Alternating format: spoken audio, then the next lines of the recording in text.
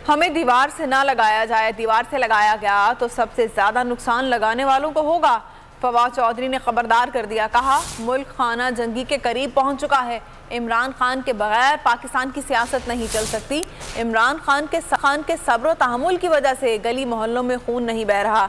ये लोग हमारी मईशत श्रीलंका से भी नीचे ले जाएंगे। नूर आलम के साथ जो हुआ, ये लोग गली मोहल्लों में भी नहीं निकलेंगे। हालात मामूल पर लाने हैं तो इंतखाबात कराए जाएं। उन्होंने कहा कि आते ही नैब ने रिकॉर्ड गायब कराने की कोशिश की गई। मेरिट पर केस चला तो शहबाज शरीफ जेल में होंगे। हमें आप दीवार से ना लगाएं।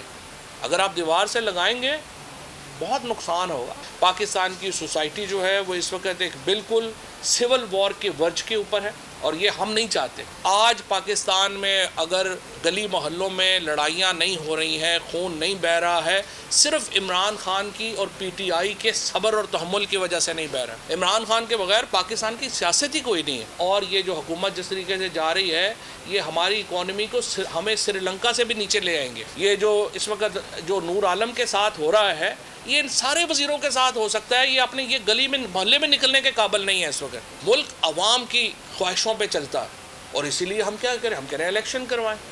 आप इलेक्शन करवाने को तैयार नहीं है। मुझे आप बताएं, आप कहते हैं कि इलेक्शन हम नवंबर के बाद कराएंगे। आपने उस रिकॉर्ड को जो नैब में था उसको चोरी किया करने की कोशिश हुई। उसके बाद आपने जो FIA और नैब दोनों के जो रिकॉर्ड हैं उनको साथ आपने छेड़छाड़ की कोशिश की। तो अगर जज मेरिट के ऊपर फैसला करेगा तो शहबाज शरीफ तो जेल में होंगे। सब्सक्राइब करें और बेल दबाएं ताकि कोई खबर रह न जाए।